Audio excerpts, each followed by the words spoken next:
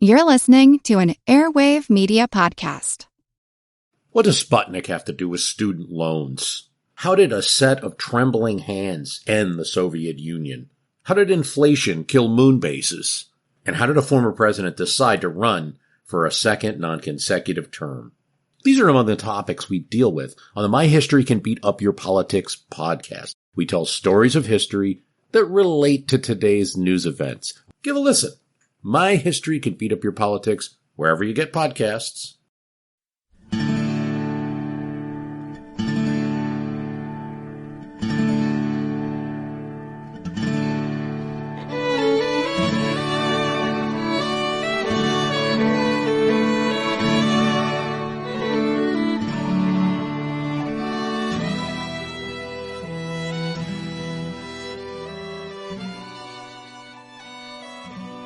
Hey everyone, welcome to episode 218 of our Civil War podcast. I'm Rich. And I'm Tracy. Hello y'all. Thanks for tuning into the podcast. With the last episode, we talked about the Battle of Iuka, which took place on September 19th, 1862 in northern Mississippi. As y'all recall, the federal commander Ulysses S. Grant had planned to trap Sterling Price's small Confederate army at Iuka and defeat it. But when one arm of Grant's pincer movement failed to join in the battle on the 19th, Price was able to successfully slip away the next day. At the end of the last show, we said that the only thing that had been settled by the battle at Iuka and Sterling Price's successful escape was that it was now inevitable that Price's small army would link up with the other Confederate force operating in Mississippi, which was commanded by Earl Van Dorn. And we pointed out that once the two generals joined forces, Van Dorn, who was technically senior in rank to Price, would be in command, and whereas Price had been racked by indecision and had delayed moving against the Federals, Van Dorn would show decisive leadership. Although it would be the same sort of leadership Van Dorn had displayed during the Pea Ridge campaign in Arkansas, that is, reckless and rash. In any case, since the Federals made little effort to pursue Sterling Price after he slipped away from Iuka, he and Van Dorn were able to finally link up on September 28th at Ripley, Mississippi, about 32 or so miles southwest of Corinth. Interestingly, in his book, The Darkest Days of the War, The Battles of Iuka and Corinth, Peter Cozzens reports that at dusk on the 28th, a small earthquake rocked the ground around Ripley and, for those who care to see it as such, that earthquake can be seen as an ominous sign of what was about to happen to the Confederates at Corinth. Dun dun dun. Okay. Anyway, when Van Dorn and Price met on September 28th, Van Dorn straightaway proposed taking the offensive with the newly enlarged force he now commanded. He reviewed the distribution of federal forces as he understood them. 6,000 men at Memphis, 8,000 at Bolivar, Tennessee, 3,000 at Jackson, Tennessee, 15,000 at Corinth, and 10,000 scattered around various outposts, including Iuka. And so before the Federals could concentrate their forces to oppose him, Van Dorn intended to strike at Corinth with the 22,000 men of his and Price's commands. Van Dorn stressed that speed and surprise were critical to the success of his plan, so the army would march first toward Pocahontas, just across the state line in southern Tennessee, and ostentatiously begin to work on a bridge over the Tuscumbia River to give the impression the rebels' target was Bolivar. But rather than cross the river and strike northward, Van Dorn would suddenly turn his army to the east, and by a forced march descend upon Corinth. Dun dun dun! Rich. Okay. It was 19 miles from Pocahontas to Corinth, and the road was good, so Van Dorn thought that his feint toward Pocahontas would leave his army just one day's hard marching from the outskirts of Corinth. Van Dorn was well aware that 4 months earlier, during Halleck's big drive on the town, the Confederates under P.G.T. Beauregard had constructed some field fortifications to protect Corinth, and now the Federals would be able to occupy those defensive works. But Van Dorn knew that those earthworks had mostly been constructed on the northeast side of town, the direction from which Halleck had approached Corinth. Van Dorn, however, would be coming in from the northwest, so counted on striking the weakest section of the defenses. And despite the haste with which he put together his plan, Earl Van Dorn had actually taken into consideration strategic concerns, since he realized his goal was not only to recapture Corinth, but to aid Braxton Bragg's invasion of Kentucky by creating as much havoc as possible in northern Mississippi and western Tennessee. Van Dorn even had visions of striking up into western Kentucky dancing in his head. Attacking Corinth would be the first step in that, and would open the door for Van Dorn to attempt those larger, grander things. Or that was Van Dorn's plan anyway. Van Dorn's generals were divided on the merits and practicality of his plan. Dabney Maury came out wholeheartedly in favor of the scheme. Mansfield Lovell, who had lost New Orleans to the Federals back in the spring, preferred to march right up into western Tennessee, but conceded that if Van Dorn could score an easy victory at Corinth, it would be greatly beneficial. But if Maury was in favor of the plan and Lovell was on the fence, Sterling Price was strongly, emphatically, categorically opposed to it. He agreed that the taking of Corinth, in his words, quote, warranted more than the usual hazard of battle, end quote.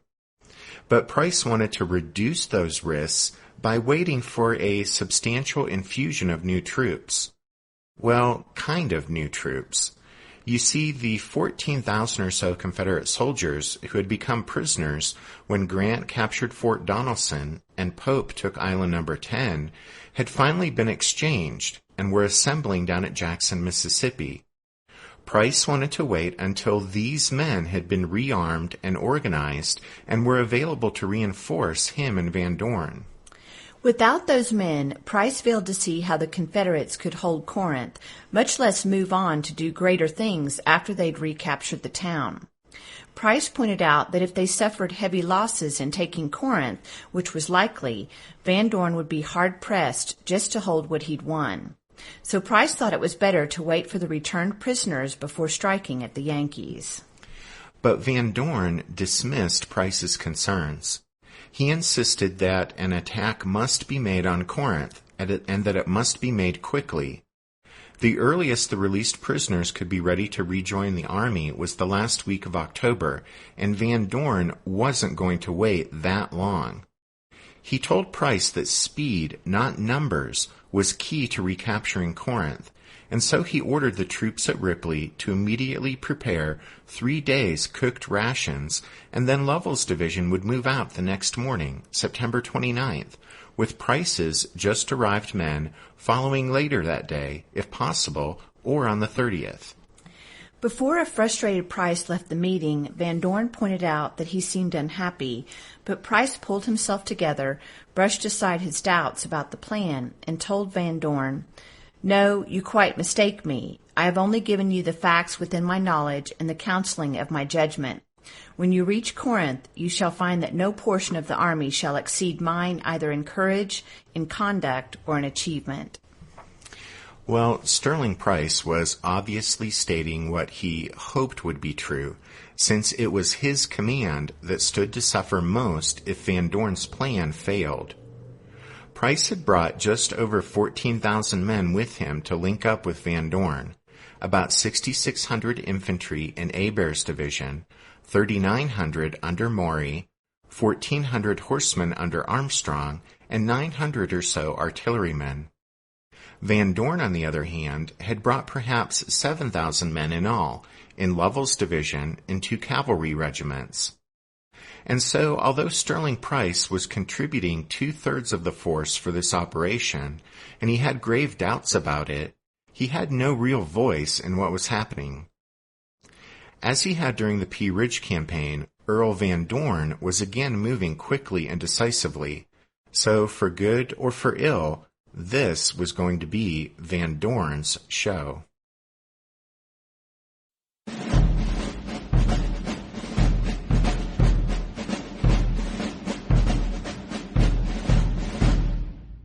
Did archaeologists discover Noah's Ark? Is the rapture coming as soon as the Euphrates River dries up? Does the Bible condemn abortion? Don't you wish you had a trustworthy academic resource to help make sense of all of this? Well, I'm Dan Beecher, and he's award-winning Bible scholar and TikTok sensation Dr. Dan McClellan, and we want to invite you to the Data Over Dogma podcast, where our mission is to increase public access to the academic study of the Bible and religion, and also to combat the spread of misinformation about the same. But, in a fun way. Every week we tackle fascinating topics. We go back to source materials in their original languages. And we interview top scholars in the field. So whether you're a devout believer, or you're just interested in a clear-eyed, deeply informed look at one of the most influential books of all time, we think you're going to love the Data Over Dogma podcast. Wherever you subscribe to awesome shows. What's something you learned in history class that you feel wasn't the whole truth? Better yet, what's something you didn't learn at all that was omitted completely? That's what I'd like to call redacted history. I believe that all history, no matter how good or bad, needs to be told. There are wars, massacres, battles, and entire historical events that are just not in our school's history books. Have you ever heard of Mary Bowser? I didn't think so. My name is Andre White, the host of the Redacted History Podcast, the place where history's forgotten events, heroes, and villains get their story told, one episode at a time. So come huddle around the campfire with me and get ready to hear the stories that you were robbed of. And get comfortable. We're going to be here a while. The Redacted History Podcast. Real history never dies. Stream the Redacted History Podcast on Apple Podcasts, Spotify, or wherever else you get your podcasts. After leaving Ripley and marching northward, Price's men were put to work, acting as if they were going to rebuild the bridge over the Tuscumbia River south of Pocahontas, so the Federals would think the Confederates were going to strike up into Tennessee. Meanwhile, after marching north to the state line like Price's men, Lovell's troops started eastward to begin the rebels' move toward Corinth. Lovell was headed for Chewalla, which was just across the state line in Tennessee and only about 9 miles from Corinth. But to reach Chewalla, the Confederates would have to cross the Hatchie River, and Lovell discovered the Federals had partially burned Davis's bridge over the river, and so Lovell set his men to repairing the bridge, and once the work was finished, he resumed the march to Chewalla. And just something to tuck away in the back of your mind for now, but after the Confederate defeat at Corinth, Van Dorn will have the army retreat back the way it had come, and Davis's bridge will figure prominently in the Federals' attempt to catch the retreating rebels and finish them off. Yep, but here, after crossing the Hatchie River at Davis's bridge on the morning of October 2nd, Wirt Adams' cavalry were left behind to guard it, while the rest of the Confederates moved 4 miles to the east to cross the Tuscumbia River before reaching Chewalla. Van Dorn left the army's trains on the west bank of the river so the wagons wouldn't be in the way when he hit Corinth. Lieutenant Colonel E.R. Hawkins, 1st Texas Legion, and a battery of artillery were left behind to guard the wagons and to help Wirt Adams if he got into trouble. Van Dorn continued on and reached Chewalla before nightfall on October 2nd. Meanwhile, Lovell's advance took him to a point near Cane Creek, only 5 miles from downtown Corinth. Price's command was stretched along the road as far back as the Tuscumbia River. All of the Confederates bivouacked right along the road the night of the 2nd, tired from the hard marching in the heat and humidity, but Van Dorn was optimistic, believing his feint toward Pocahontas and his army's rapid marching had brought his daring plan to the verge of success. The enemy, though, would be ready for him. The Federals had been readjusting their defensive posture ever since the Battle of Iuka. After Iuka, Rosecrans and Grant were back at Corinth by September 26th, which just happened to be the day that Rosecrans received official word of his promotion to Major General. That day, Grant also decided to move his headquarters up to Jackson, Tennessee, and he slightly reorganized his district of West Tennessee so that Sherman had about 6,800 troops at Memphis, Ord commanded almost 18,000 men at Jackson and Bolivar, and Rosecrans had about 20,000 men at and around Corinth. A 4th division was comprised of just over 6,000 troops who were scattered in various places across northwestern Tennessee and up into western Kentucky.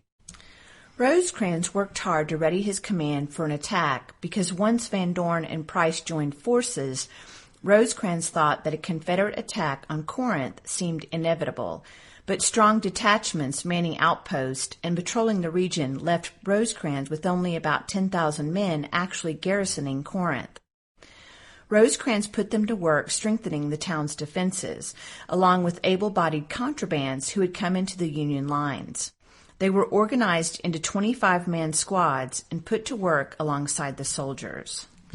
You guys know by now, of course, that Corinth was important strategically because it was a vital rail junction where the Memphis and Charleston Railroad and Mobile and Ohio Railroad crossed in a remote corner of northeastern Mississippi.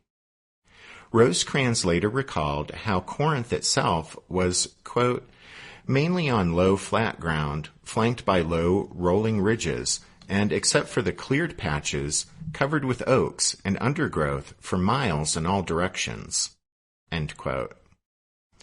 And by this time in the war, Corinth had 3 lines of defenses. The old Confederate line, built by Beauregard back in the spring, was 2.5 miles outside of town on the east, north, and northwest. It had deteriorated, and Rosecrans called it merely, quote, a line of light defensive works. In June, Halleck had ordered the construction of a second, shorter line 1.5 miles from town. It was a series of detached artillery emplacements stretching from the Memphis and Charleston Railroad to the south to cover the ground not protected by the old Confederate line. The problem was that Rosecrans realized early on that he didn't have enough men to man the Halleck line. And so Rosecrans suggested to Grant, and Grant finally approved, the construction of an inner set of defensive works right on the outskirts of Corinth, anchored on College Hill. Under the direction of a talented engineer officer, Captain Frederick Prime, 5 earthen redoubts were constructed within a half-mile of the railroad junction in the waning days of summer. Each of these earthwork bastions had high parapets with ditches in front and embrasures for cannon. These strong points on the College Hill line were named Battery Robinette, Battery Williams, Battery Phillips, Battery Tanrath, and Battery Lothrop. Now, there's not going to be a quiz on all that, but we just wanted you to know that the Federals had constructed these individual strong points right on the edge of town, and we wanted you to already be familiar with some of those names when we mention them again during the course of the battle. Exactly. Okay, so anyway, when he returned to Corinth after the Battle of Iuka, Rosecrans put the men to work strengthening those strong points. As Rich said, they were really just detached, separate positions, but Rosecrans ordered work to be started so that they'd be connected by breastworks, and he wanted the ground to the west and north covered by abatis, which, remember, was when trees were cut down or branches were placed so that they'd impede and disrupt the advance of the attackers. Right. So the Union troops, along with the contrabands, worked at a frantic pace to get all of this done. Rosecrans also directed that the line of redoubts, which covered the south and west sides of town, be extended to cover the approaches from the north. So construction began on Battery Powell, which was situated a half-mile north of town and a mile east of Battery Robinette. Again, you don't need to memorize the names of all those defensive positions. We just wanted you to be familiar with them before we mention them again during the battle. Okay, so at any rate, in the closing days of September, the Federals knew the Confederates were on the move, but they didn't know where Van Dorn would strike. Would he move up into western Tennessee? Would he attack Corinth? Well, for his part, Rosecrans was fairly certain Corinth would be attacked, but Grant wasn't so sure, and as department commander, he had to cover all his bases. That meant Grant felt obliged to leave his forces where they were until the enemy's intentions became clearer. So within the department, Grant had made his defensive dispositions, and now he waited to see what Van Dorn would do. Surrendering the initiative to his opponent made Grant a bit nervous, though, as evidenced by a message he sent to General-in-Chief Henry Halleck in Washington. Grant told Halleck, "My position is precarious, but I hope to get out of it all right."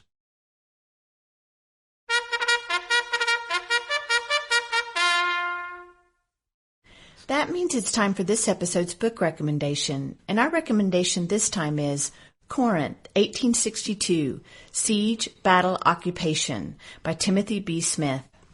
Smith's book is a first-rate history that not only brings to life the dramatic struggle for Corinth here in October 1862, but also offers a detailed look at the quote-unquote siege back in May 1862. And books that take a close look at that operation are few and far between, so the coverage here in Smith's book is much appreciated. Anyway, that's Corinth, 1862, Siege, Battle, Occupation by Timothy B. Smith. Don't forget you can find all of our book recommendations if you head over to the podcast website, which is www.civilwarpodcast.org. At the website, you can also start the process of joining the Strawfoot Brigade, just like Scott, Joe, and Arthur did recently. So thanks, guys, for that. We appreciate the support. And then, since it's that time of the year, we wanted to remind you that Spiritwood Music, whose song Midnight on the Water we use on the podcast, also has some lovely instrumental Christmas music. Yep, 'tis the season. And you'll be hard-pressed to find prettier Christmas music than these songs by Spiritwood Music, so please check them out. We're eternally grateful they let us use their song when we were just starting out with the show 5 years ago. So if you'd pick up some of their music now, you're helping us show them how thankful we are. And we'll put a link up on Facebook and Twitter and the website to their website, but you can also find Spiritwood Music songs on iTunes and Google Play and Amazon and most everywhere you normally purchase or download music. Okay. Thanks for listening to this episode of The Civil War, 1861 to 1865, a history podcast. Rich and I do hope you'll join us again next time as we continue with the story of the Battle of Corinth. But until then, take care. Thanks, everyone. Bye.